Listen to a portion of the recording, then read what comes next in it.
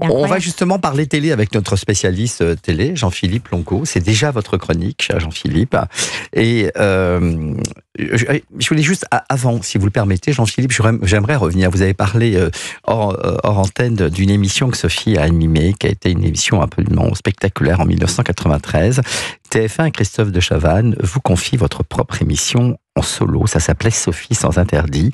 Plus de 4 millions de téléspectateurs en seconde partie de soirée. Ça ne s'est jamais vu. Dingue, hein.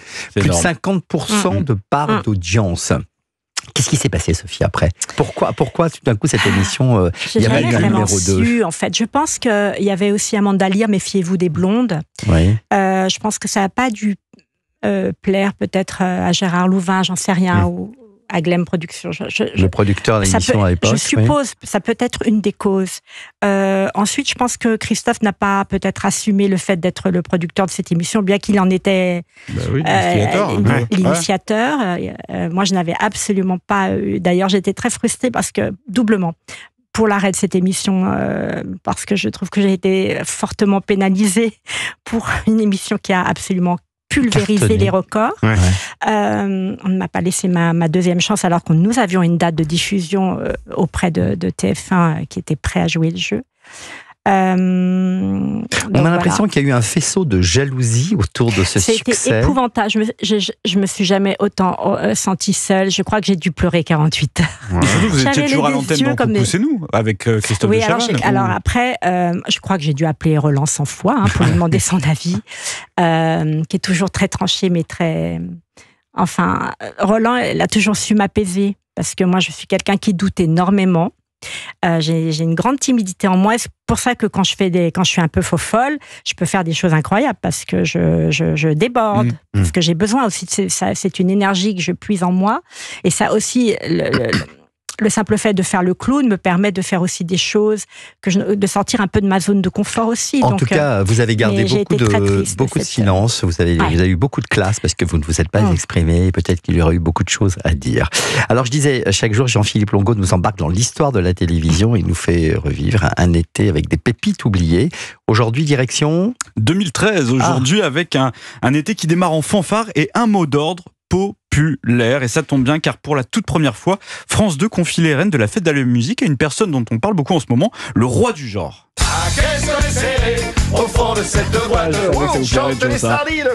Et oui, en direct, Patrick Sébastien embrasse la vie de Marcel avec ses tubes et une foule de stars. Et les chiffres explosent. 4 millions et demi de téléspectateurs, 25% de part d'audience. France 2 rafle tout ce soir-là. Patrick Sébastien, vous connaissez bien, Sophie, très avec qui bien. Vous avez travaillé. C'était quoi ? C'était Super Nana ? Super Mec. Super Mec, voilà. Ouais, je l'adore.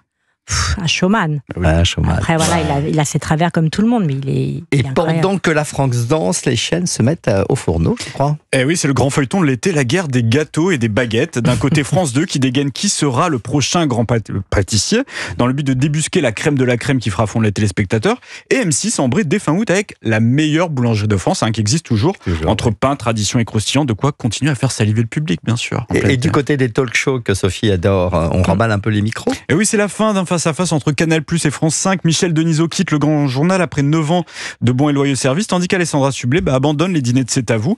Deux piliers qui s'éclipsent et qui n'auront plus l'occasion de recevoir celui qui signe un retour triomphal.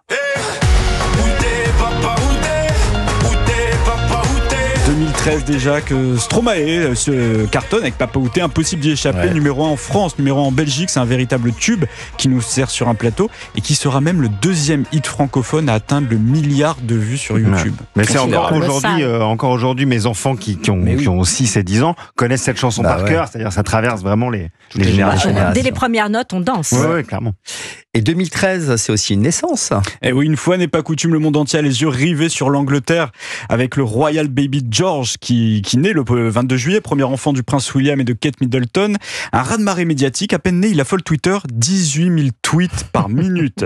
Pour un bébé, c'est fort. Pour un bébé, c'est énorme. 18 000 tweets, c'est énorme. Mais en France, précoce, cet enfant. Et en France, les vrais princes de l'audimat, ils sont en kaki. incontournable, la 7e compagnie. Là, c'est Chaudard, Pithiviers et Tassin de la 7e compagnie qui reviennent sur TF1 pour une énième rediffusion. Et encore une fois, ça marche. Jusqu'à 5,5 millions de téléspectateurs pour ces bidasses inoxydables. Voilà, pour TF1, c'est plutôt une bonne chose parce que c'est plutôt une hécatombe pour le reste de leur programme. Oui, ils ont vécu un sale été, TF1, puisqu'ils balancent The Best avec Estelle Denis qui cherche à célébrer les talents du monde entier, mais le soufflet ne prend pas. Et puis arrive en quotidienne une semaine pour faire la fête. C'est un concept convivial où 5 amateurs tentent d'organiser la soirée. Une sorte de dîner presque parfait version dance floor.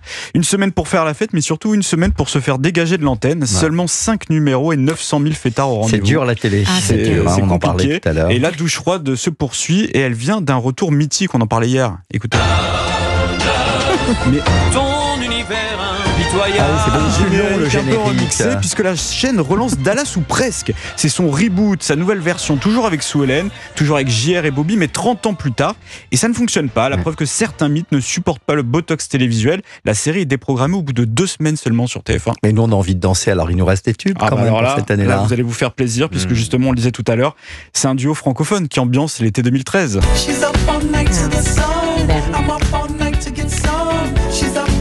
Les Daft Punk qui reviennent en force et propulsent Get Lucky en tête des streams, un cocktail parfait avec Pharrell Williams à la voix et Nile Rodgers à la guitare. Mais surprise, je vous disais au début que le mot d'ordre de l'été serait populaire. Et les Daft Punk se font détrôner par un personnage que l'on n'avait pas vu venir, une sorte de parodie de Patrick Sébastien créée dans Touche pas à mon poste par l'humoriste Cartman. Son nom, Sébastien Patoche, qui enflamme l'été avec un texte lourd de sens qui à coup sûr restera dans les annales. Et quand il pète, il trouve son slipper. Et quand il pète, il trouve son slipper. Sans commentaire, et on se retrouve dans quelques minutes. Ça, c'est les musiques de l'apéro au camping. C'est sûr, sur Europe 1 avec notre invitée du jour, Sophie Favier. À tout de suite.